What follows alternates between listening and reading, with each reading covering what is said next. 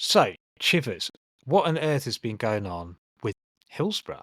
Because honestly, it's not been in my mind for a while, but maybe it should be. And why is that? Yeah, it was funny in the last section where we were talking about grassroots campaigns getting national politicians like Andy Burnham to finally respond to stuff because that was core to a lot of the Hillsborough campaign for justice. In terms of Andy Burnham turning around and being one of the few politicians to admit the widespread state and public institution failures around what happened. But unfortunately, what's happened in the last couple of days has been that just when it seemed like there was finally some daylight and justice and sort of vindication for the Hillsborough families, the Labour government have turned around and said, actually, no, psych, we're taking it away from you. This has been the Hillsborough Law, which has been an attempt by the families of Hillsborough victims to add into law a duty of candour. Now, what that essentially means is that if you work for a public body, a public authority, any kind of powerful state agency, that when you're dealing with investigations or inquiries or scandals or basically anything to do with your day-to-day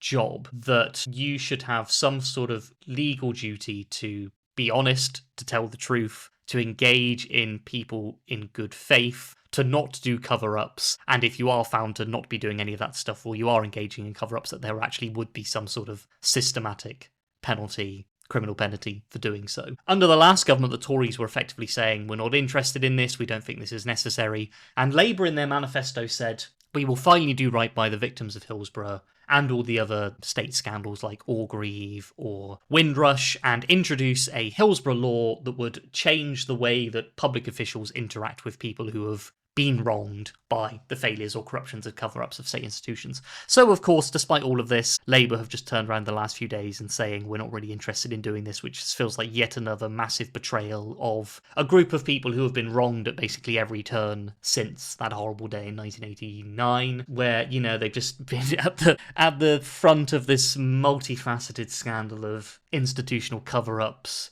shoulder shrugging from the police, multiple different governments, official inquiries and inquests. Of course, the lies and defamation from the press, especially The Sun and how they treated the Hillsborough families for a very, very long time, and the city of Liverpool of the North in general. When it looked like from sort of 2016 onwards, when that last inquest came out and found that the police had completely failed and were negligent in their duties, the families had been completely screwed over by the previous inquests and the government actions, it really seemed like something was going to change. So it feels like a real slap in the face for the families that just, even when they put it in their manifesto, and I know we're rapidly discovering that a Labour manifesto isn't worth the paper it's written on, to use an overused phrase, but, you know, something that seemed quite so straightforward and simple, like a public duty in law for people working in public capacities to not lie and to not be corrupt and not do cover-ups. For that to have been sort of put on the back burner again, and for Labour to shrug and say, oh, well, we've, you know, consulted closely with people who would have been affected and we don't think it's going to work. It feels like a real slap in the face. The Hillsborough families have basically come back and said,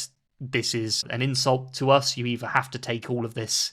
They're sort of saying all or nothing. You have to implement the Hillsborough Law as has been proposed by the families, or nothing will have changed and this will have all been for nothing. So we wait and see what the government does next. But in this, there is an interesting little piece of where we were talking about this idea of taking back control and collective decision making and getting ordinary people involved in the processes of deciding, what do I want my life to be? What do I want people in power to know? How do I make sure it happens?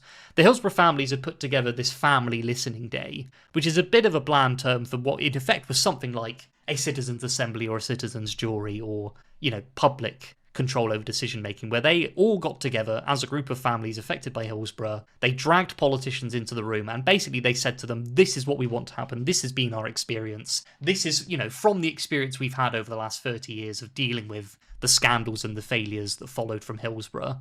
This is what we know. We're the experts in this. We're ordinary members of the public, but we are experts in what went wrong. And we're experts in what needs to change. And if you want, not just if you want to do right by us in a sense of justice, but if you actually want to implement effective policy to make sure none of this happens again, you should listen to us as families who have both a moral and emotional and a political and a legal case for why this needs to change. So I thought that was just something that was interesting to come out of this, was after all this grassroots campaigning and this, you know, very righteous cause for vindication and justice, that they've actually taken this method of kind of collective decision making, because it is something that's core to the idea that if we want to live in a democratic society, we have to have a shared foundation of facts. We have to have an equal stake in taking part in decisions that affect our lives. And it's a shame that, of course, when that kind of really positive, creative, productive act of collective decision making was put together by these people who have experienced this horrible ongoing tragedy and scandal all throughout most of their lives, that Labour have just turned around and said, too bad, not interested. Why were you drawn to this story? In a lot of ways, many people encounter these scandals not because they were personally affected by them, but because it sort of gets linked to a wider sense of scandal and corruption and cover up in British society. And when the phone hacking scandal came out as well, and like people were pointing to the Hillsborough stories as an example of this is the way that the press and the state have worked hand in hand to fuck over ordinary people, to give a completely distorted perspective on the way that the country works and who's responsible and who's in the right, who's in the wrong. And Hillsborough was one of those cases where it really came to the fore of showing, right, the press and the government and the police are so against these ordinary people that they will just all work together to slander and defame these families who have been through this total tragedy, like this unconscionable, horrific event. And it just sort of cements this idea of like, these institutions are not doing this on accident. They are doing it because they are working hand in glove to protect their material status and their power over society. And in recent days, the Justice Minister has sent a letter to the Hillsborough family campaign saying, oh, it's going to be nothing, actually. You gave me an all or nothing gambit and I'm giving you nothing.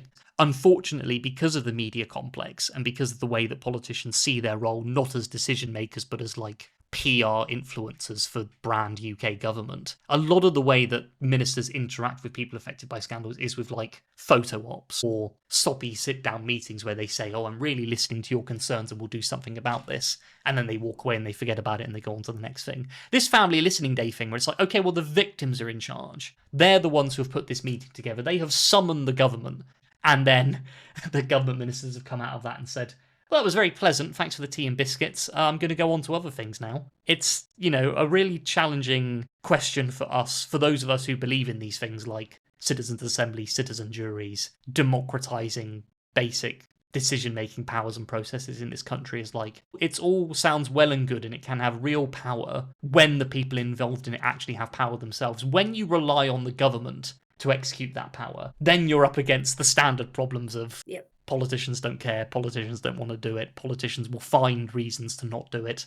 Hillsborough is a really great example of how unreactive the state is. I don't know if you remember during the Black Lives Matter protests in Britain, there was a statue that was pulled down in Bristol.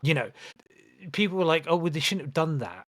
They should have gone through the proper channels. People went through the proper channels for well over 2 decades on that statue. People have gone through the proper channels with the Hillsborough disaster for over 30 years. Do you know how long 30 years is? Do you know like how many people, by the way, died during that period? Do you know, have you ever been in like legal trouble or debt trouble and people are chasing you for week after week after week for a year or 2 years or 18 months? Like how much that wears on you, how much it hangs over you. When you're looking for any simple change, let alone justice, it hangs over you constantly. And the institutions we have do not react. They are purposely like Frank Kafka's The Trial. Like they purposely lock you into some labyrinthine sort of process that makes you feel like you're losing your mind.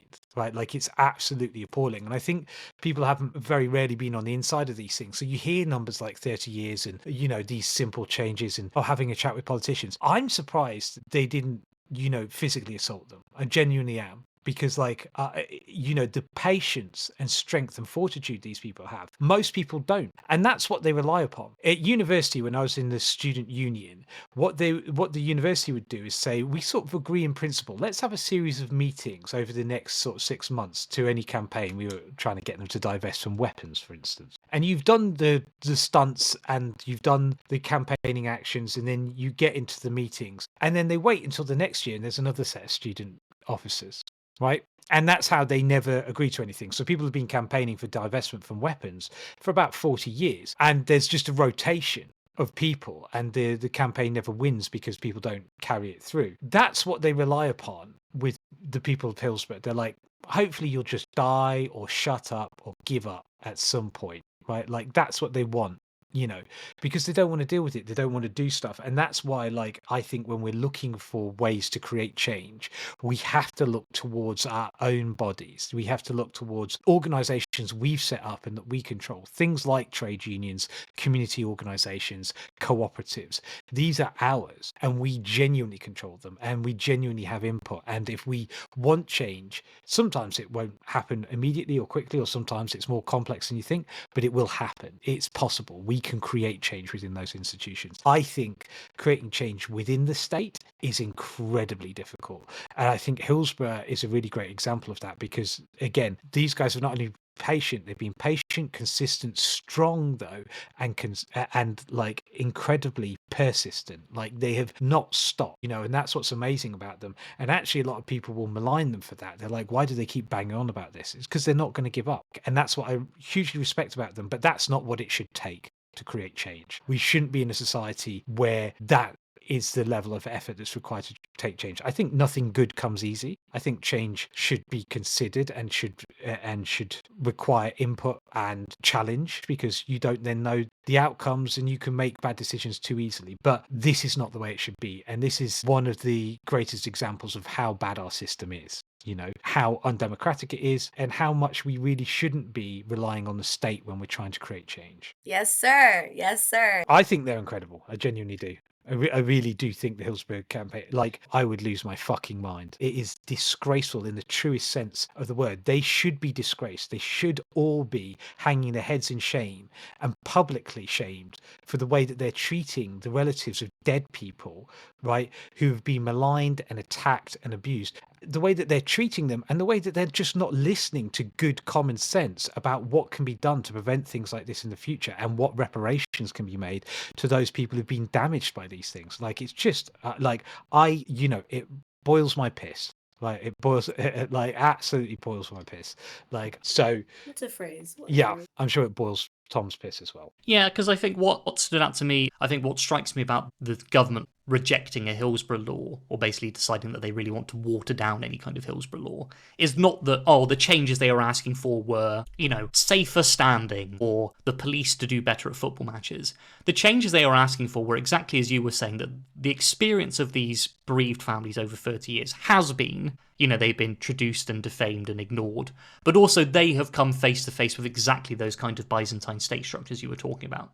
They have been on the leading edge, or the bleeding edge, of being fucked over by the police, who have been corrupted in how they've dealt with this, ignored by the state, who had power to do something but decided to side with the police. And the Hillsborough law wasn't like, let's make some simple changes to make sure Hillsborough doesn't happen again. It was, let's make some simple changes to make sure that the state itself can, try at least in some way to untangle itself from these kind of corrupt institutional arrangements and relationships. The families have basically reached the point where they've said nothing can be done to recompense us for what's happened, but we can at least have some kind of change that suggests that, when there is the next inevitable, horrific, tragic scandal, that there would be some kind of accountability within the state itself. There's the event and then there's the scandal, right? The event is that, 97 people died as a result of a tragic human crush, or that thousands of people had their phones hacked by an industrialized scale phone hacking operation, or miners at Orgreave were, brutalized by the police. The scandal is the way that the state and the state agencies react to that. So the sort of the Hillsborough law here was not even necessarily about Hillsborough. It was about untying the state from its corrupt relationships.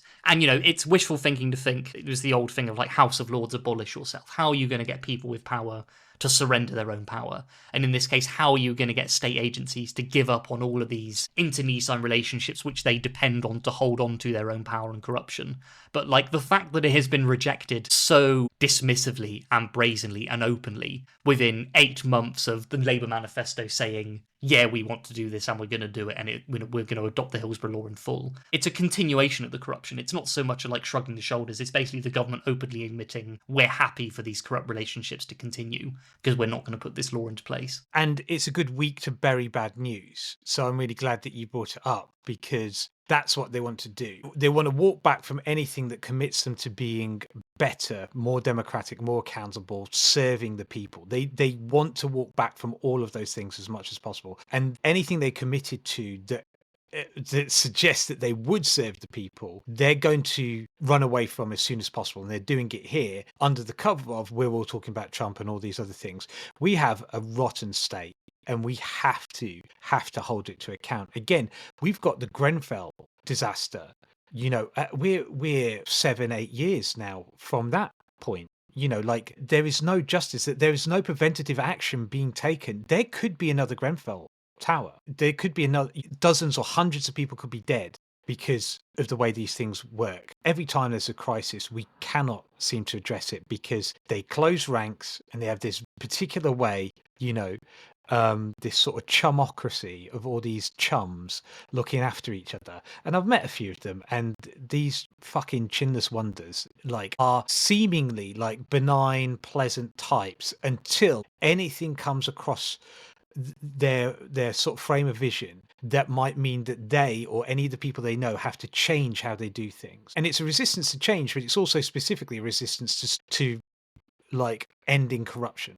They don't want to have to stop being corrupt. They don't, our corruption is all kind of written into our laws and in our culture, and it's all very quiet, hush, hush. And this is an example of it. And it's a real example of that they don't want to change. Well, we can't let the Hillsborough campaigners down on this one, right? Like, again, we have to keep pushing, and we have to, again, we'll include a link in the newsletter. Send them letters of support, send them funding. I know they won't back down. I know they're going to be going another round and another round. So we have to support them, and we have to not let this news be buried. So again, check out the newsletter, get the link, share it on your socials, share it to a couple of mates in the DMs. Just say, mate, have you heard about this? Nudge it up just so that this doesn't disappear with a whimper. Do you know what I mean? Okay, so we have covered a crisis of global proportions, blue steel, and relentless and powerful campaigning by people affected by an horrendous tragedy, corruption, and cover up. I hope that's enough for 1 week because we've got to go now. And I hope you have the best of weeks. Do check out the newsletter, do share, do get involved, and where you can, try and take action. See you next week. Bye-bye.